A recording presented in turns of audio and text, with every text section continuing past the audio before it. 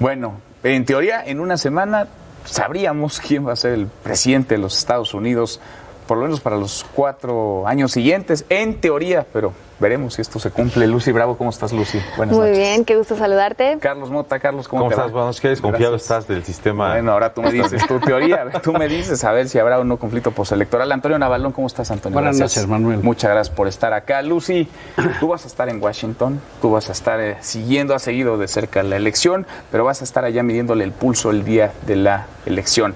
¿Nos iremos a dormir con un claro triunfador o nos iremos a dormir con la incertidumbre de un posible conflicto postelectoral? ¿Cómo la ves? Pues mira, yo creo que de entrada Carlos no va a dormir esa noche porque efectivamente no creo que haya los resultados certeros a lo que estamos acostumbrados, por ejemplo, en otras elecciones. Sí hay varios factores que han alterado muchísimo el proceso electoral, ya de por sí bastante complejo estadounidense.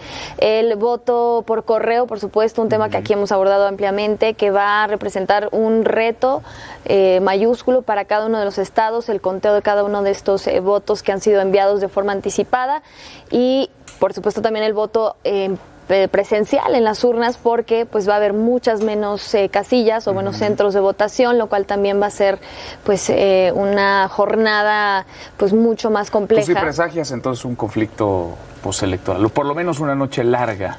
El próximo martes. Sin duda. Carlos. Yo creo que si hacemos el análisis tipo Hugo López-Gatell que presentaba en unos minutos, diríamos, pues gana el que gana y pierde el que no gana, ¿no? Pero más allá de eso, la verdad es que sí creo que hay una probabilidad alta de que no tengamos un claro ganador, o más que eso, que exista una gran duda sobre si el perdedor, en caso de ser Donald Trump, pues pudiera o no reconocer el triunfo de Joe Biden, ¿no? En ese caso yo creo que sí tenemos un escenario pues poco alentador y poco conocido para los siguientes días, porque se puede judicializar el proceso electoral muy fácilmente, lo cual a mí no me espanta, porque yo creo que en los Estados Unidos, más que quizá que en ninguna otra democracia, pues tenemos a la vista una serie de alternativas que por lo menos te dicen hay instituciones que resuelven, como ocurrió en el caso de George W. Bush, ¿no? Entonces yo creo que sí tenemos una alta probabilidad de esa. Es un tema de probabilidades, en donde sí la pregunta está en qué tanto va a empujar Donald Trump la imposibilidad de reconocer una posible derrota. ¿Qué tanto vas a tirar la liga? ¿Cómo la ves tú, Antonio? Yo creo que, bueno, obviamente que ya llevemos más del 53% del voto emitido en relación a las elecciones del año 16 es un dato muy revelador en unas circunstancias realmente extraordinarias, ¿no? Es decir, no solamente por la pandemia, sino porque todas las condiciones psicológicas y todas las condiciones de certeza institucional han cambiado, y es el digno colofón de la era Trump. Es decir, nunca nadie, un presidente de los Estados Unidos, había puesto en peligro el changarro. Había un vencedor y un perdedor. Podía ser como le pasó a Truman, que se fue a la cama pensando que había perdido y se levantó viendo que había ganado, o a Kennedy, que Ohio le dio en las últimas horas el resultado. Pero ningún candidato, y mucho menos desde la Casa Blanca, había pedido el voto por voto, casilla por casilla, que este ha pedido. Porque además lo ha pedido desde hace semanas. Sí, no, ha dicho que toda victoria que no le sea propicia no la reconocerá. Luego además está el componente de que el colegio electoral es algo que se elige estado por estado, donde se hace el recuento y donde naturalmente cabe el lobby de los partidos. Es decir, yo creo que el sistema de los Estados Unidos en su conjunto, los dos partidos, la estructura militar, económica, social, académica, tienen mucho miedo de lo que significaría una caída en picado, de poner en duda la legitimidad de un resultado electoral. Esto no se parece al año 2000 Gore-Bush. Esto no tiene nada que ver. Porque no es la diferencia de unos miles de votos en un estado, aunque el gobernador fuera el hermano de uno de los contendientes, todo lo que pasó. Es claramente desde el principio poner en duda el resultado frente a un cataclismo que se ha originado y que al final pues ha cambiado todas las políticas de Trump. Si no hubiera sido por el virus chino, como le llama él, la economía le hubiera dado el triunfo sin duda. Sí. Sí. Sí. Y estaríamos en un landline mañana, vamos, el martes de él. ¿Por qué? Bueno, primero porque Biden es un candidato muy poco atractivo. Esa es la verdad. Sí, han dado de muertito. La Sí, verdad es que muy él lo poco ha ganado. atractivo. Él lo ha ganado y no sé si gane, pero si Trump no gana, él va a perder. Donald Trump va a perder la elección. También es cierto que yo creo que a Donald Trump se le agotaron pues muchos de sus argumentos, ¿no? Incluso en lo que se conoce en inglés como Corporate America, que son estas grandes corporaciones estadounidenses, parece que hay como un hartazgo de las grandes empresas de los argumentos que suele tener Trump para tratar de seducir al electorado, por un lado, pero por otro lado tienes a un Biden, pues sí, ciertamente pues muy aburrido, muy gris totalmente, ¿no? Sí, pero también no solo no optó por ampliar, digamos, su mensaje electoral y se ha concentrado y se ha quedado con la fórmula en la que él se siente más cómodo, sino que ha insistido una y otra vez en minimizar la verdadera tragedia que está viviendo el pueblo estadounidense en estos momentos, que es una pandemia. Y al final eso es lo que yo creo más le va a cobrar, digamos, de su mandato, el electorado, porque tiene muchísimo que ver con lo que están viviendo ellos en el día a día. O sea, ahora, los, digamos... sillas vacías, miles de muertos, el desempleo... Y el fin del desarrollo económico pese a esa elección que han dado los Estados Unidos de la maquinita de imprimir dinero, de dedicar hasta ahora $1 trillón a mantener socialmente el país. Es decir, $1 trillón. Es decir, yo mismo, que tengo también mi residencia allí, he recibido el cheque firmado por él. Es decir, es una situación especialmente... Es un reparto de... Dicho desde México, Manuel, que todavía te choca más, ¿no? Es decir, es una... Pero pese a eso, efectivamente, no es que él no haya renovado su oferta. Es que el cálculo que él había hecho era basado en la economía y basado en esa política de concentración de América primero y América grande de nuevo y romperlo todo. Ha tenido mucho éxito en romper todo. En 4 años ha desaparecido la relación con la ONU, ha desaparecido la NATO, la Organización Mundial de la Salud, la Organización Mundial del Comercio. Es que en esa ruta lo único que le falta es desconocer los resultados de una elección. Ahora, habría que valorar qué va a pasar con el Partido Republicano una vez que, se materialice un escenario de esa naturaleza, en donde si pierde... y no lo reconoce, entonces a ver cuál es la reacción de los... Pero ustedes están dando prácticamente por hecho que Donald Trump va a perder la elección. No, yo no creo que eso está garantizado. Porque, digamos, en la película nacional sí viene detrás de Joe Biden, pero cuando nos metemos en los estados que pueden equilibrar para un lado u otro la balanza... No se puede basar un análisis, nadie puede meter las manos al fuego por las encuestas, ¿no? Después de lo que ha ocurrido en los últimos años. Pero de alguna forma las encuestadoras sí han implementado toda una maquinaria para corregir los errores cometidos hace 4 años. Lo que subestimaron en su momento los estados del suroeste del país, el cinturón de óxido, sí, pues de alguna manera han echado mano de muchas herramientas justo para corregir esos errores y se supondría que están un poco más acercadas a la realidad. Sí, no, y esta misma avalancha del voto anticipado y del voto por correo, damos por descontado que es un voto anti-Trump, pero ¿y qué pasa si es pro-Trump?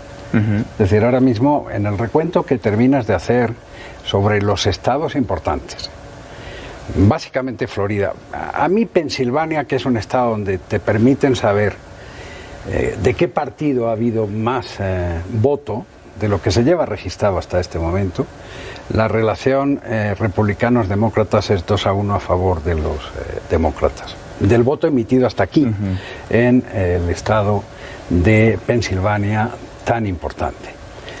Espero que los demócratas no estén votando por Trump, pero en el año de la pandemia todo podría ser. Creo. Quiero decir. Pero un sector clave de ese electorado que en su momento sí le dio la victoria, que pues estos famosos, el voto secreto de Trump, digamos, pues tiene que ver con un voto sí moderado, sobre todo de las mujeres blancas, de los suburbios, con pues cierto nivel de escolaridad, que en su momento sí se decantaron por Trump o le dieron el beneficio de la duda y que ahora pues prácticamente todas las encuestas indican que sí se han alejado. Sin embargo, ahí está, O sea, tampoco es que haya un abismo de diferencia de distancia entre Biden y Donald Trump. Está en juego, bueno, pues la Cámara de Representantes, el Senado, y a ver qué pasa.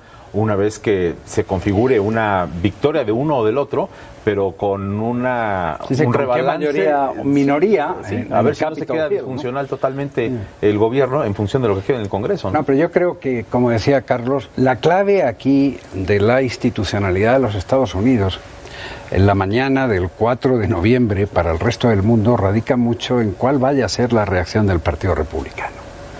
Es decir, tenemos algún indicio de que hay muchos republicanos que ya sienten en peligro lo que significa, repito, la institucionalidad. Y luego ya tenemos la suma de factores que no se pueden ignorar, como es el cambio de tendencia electoral en lo que son los distritos electorales, que era una de las claves de la construcción de las mayorías, especialmente del Tea Party, desde que con Clinton y con Newt Gingrich ganó por primera vez en el año 94, si no recuerdo mal, la mayoría del Partido Republicano del Congreso. Ahí, y se mueve, aquello dio como consecuencia una serie de modificaciones estructurales en lo que eran las circunscripciones electorales. La última elección, la intermedia, la que le dio la mayoría al Partido Demócrata, lo que marcaba era ahí también ya un cambio de tendencia importante, sociológico, de verdad muy significante, porque al final el Partido Republicano cayó en manos de los llamados miembros del Tea Party y de la parte más radical del partido. Y sin embargo, en la última elección hubo un corrimiento de voto en los suburbios que no solamente afectaba al voto que se le había dado a Donald Trump, sino que afectaba básicamente a lo que había sido el comportamiento electoral de los últimos 15 años en esa zona de los votantes en relación al Partido Republicano y Demócrata. Todo eso se va a plasmar en menos de 7 días. Todo eso es lo que vamos a tener en la mesa la noche del 3 de noviembre. ¿Hay algo que pueda cambiar de aquí al próximo martes, al martes 3 de noviembre? ¿Hay algo que pueda modificar radicalmente el escenario y que incline la balanza hacia un lado, hacia otro? En este 2020, imagínate que mañana, estoy en una hipótesis, pero imagínate que mañana se anuncia que la vacuna Biden tiene COVID. Tiene COVID, claro. Exacto. Estaba pensando, o sea, es un cambio radical. Primero porque lo tuviera o no lo tuviera. Realmente venció al COVID. Bueno, y regresó 20 años más joven, dijo, ¿no? Bueno, ¿qué tal? Con un tratamiento pues, mágico, muy asequible, ¿no? Para todos, como al alcance de cualquiera. De cualquiera. Creo que se lo van a mandar totalmente que viene de afuera, generó una disrupción completa en el proceso electoral de los Estados Unidos y en la estrategia de Donald Trump para poder reelegirse con holgura. Imagínate. Y ese es, yo creo que uno de los elementos que nadie imaginábamos a principios de año. Es verdaderamente preocupante. O sea, incluso muchos de los demócratas insisten en que si no es una ola que arrase, realmente entonces no hay manera de evitar justo que Trump dinamite el sistema o el proceso electoral. Y eso es gravísimo. No tendría que ser una victoria muy holgada. Pero Trump ha jugado con los dos argumentos. Hay alguna entrevista en la que ha dicho sí reconocería el resultado y otras en donde ha dicho no voy a reconocer nada hasta que no me favorezca totalmente. Entonces yo creo que él juega constantemente con esta dualidad y mantiene a todo el mundo en vilo para saber si sí o no reconocerá una posible derrota, ¿no? Independientemente de que a lo mejor ni siquiera eso ocurre. Los datos, vamos a decir, los electores cualificados, como el llamado mercado, como los grandes corporativos, como los grandes financieros, como el dueño del mundo, ¿no? Que es el presidente de BlackRock, que es el mayor propietario de posiciones accionarias en todo el mundo, se han comportado ya en una era post-Trump. Es decir, hay un dato elemental. ¿Cuánto dinero de septiembre hasta aquí ha levantado Biden y cuánto levantó Trump? La diferencia es 3-1, más o menos, desde septiembre hasta aquí. Segundo, el comportamiento del mercado. Los mercados son muy sensibles frente a lo que significa quién va a ser el jefe. Pero son más sensibles a que la institucionalidad prevalezca. Y hoy doblemente sensibles por los encierros que hay en Europa. Claro. Y ese es un problema adicional, pero sí creo que hay una sensibilidad exacerbada de que eventualmente el nerviosismo que significa que esto se judicialice, a mucha gente no le gusta. Claro, todo el mundo ve en peligro el conjunto. Paradójicamente es Trump quien tiene en sus manos el poder de evitar que esto suceda, que el 4 de noviembre los mercados colapsen, pero no lo va a hacer, va contra su naturaleza, incluso él mismo lo ha dicho entre broma y broma, pero ¿cómo yo voy a perder con un candidato semejante? ¿Cómo voy a poder vivir conmigo mismo? Sobre todo con todo lo que hay en juego para él y su familia, hay procesos judiciales en su contra, él va a hacer todo lo posible por que si pierdo la elección, ¿dónde me podré ir? Es decir, hasta amenazó con cancelar la Navidad. Este no es un señor que puede dejar de ser. Los regalos, la cena. Sí. Ahora, yo creo que no debemos espantarnos de que se judicialice el proceso, ¿no? Porque es algo que ha ocurrido bajo otros términos, en otras circunstancias, pero que yo decía al principio, pues existen los cauces para que eso se desahogue. A lo mejor no en todos los escenarios, porque hay una multiplicidad, como si fuera un ajedrez de posibilidades que pueden ocurrir con los reconocimientos o no de lo que pase ese martes, ¿no? A ver, déjenme planteárselos al revés. ¿Y si gana Trump? ¿Cómo se imaginan el 4 de noviembre? Con Donald Trump ganando la presidencia en medio de todo esto que han relatado, de los amagos que ha esbozado, de los ataques, de la destrucción que ha dejado. Un 4 de noviembre con Donald Trump reeligiéndose. Yo creo que hay un dato latente muy importante que no se puede ignorar, que es nuevo. O sea, el racismo y la radicalización racial en los Estados Unidos no es nuevo, es vieja desde la Guerra Civil. Es decir, no lo creo Trump. No. O sea, forma parte de la personalidad consustancial. Sin embargo, el radicalismo alcanzado durante Trump, durante su mandato, no solamente en el sentimiento racista de una parte de la población, sino la correspondencia, digamos, de las víctimas, colocan un nivel de enfrentamiento civil que no se recordaba ni desde la época del Black Power. Es decir, la crisis de los policías, la pérdida de la confianza en el papel de la policía en los Estados Unidos y el enfrentamiento en las calles de las minorías. ¿Por qué el fenómeno Kamala ha tenido más importancia? Porque dada la circunstancia de enfrentamiento social tan profundo, no se podía jugar a presentar una alternativa afroamericana. O sea, lo que nos estás diciendo es que si gana Trump, van a salir los grupos radicales de la izquierda a manifestarse y más. No, y los grupos de extrema derecha de la supremacía blanca. O sea, la polarización pero si se va a Trump, ensanchar todavía. No. Es decir, el problema es que hay en mi opinión, hay un subsuelo de enfrentamiento civil como no se recordaba desde el siglo XIX, ¿no? Es decir, yo he vivido muchos años en los Estados Unidos y yo recuerdo las primeras veces que fui era durante Vietnam y he visto muchos enfrentamientos, muchos. Nunca he visto el nivel de radicalización social nunca tan álgido como ahora. Colectiva. Y segundo, una cosa es tener el ejemplo de un policía que comete un exceso y otra parte es la generalización y serialización en una serie de estados. No, y la respuesta del propio presidente a esos hechos. Eso es. ¿Cómo se imaginan? Yo creo que gane quien gane, quien pierde es Estados Unidos, precisamente por esto, no solo por las fuerzas de la polarización que lo llevaron a la Casa Blanca, que van a permanecer ahí al día siguiente esté quien esté electo. Y pues desafortunadamente el manejo de la pandemia, si llegara a quedarse Trump, va a seguir en la misma trayectoria y creo que eso sería algo también verdaderamente lamentable. ¿Qué resentirían menos los mercados, Carlos? Yo creo que los mercados efectivamente ya descontaron el proceso, siguen temerosos y seguirán en la medida en que la pregunta clave, repito, pues es quien pierda, que en este caso podría ser Donald Trump, por supuesto, pues tendría o no la posibilidad de reconocer esa derrota. Yo creo que ahí reside totalmente la calma relativa que vamos a vivir al día siguiente cuando tengamos pues un presidente electo en los Estados Unidos, y me parece que los mercados están sumamente atentos a que esa institucionalidad prevalezca. Es la pregunta fundamental, si alguien puede o no reconocer la derrota para evitar eventualmente también la radicalización de las protestas. Lo veremos. ¿Le meterán una lana a alguno de los candidatos o no? ¿No? Ninguno. Lucy, gracias. ¿Cómo están las Gracias. cosas, Manuel? Gracias. Antonio, gracias. Muchas gracias por estar acá. a todos. Gracias a usted por vernos. Pásela muy bien.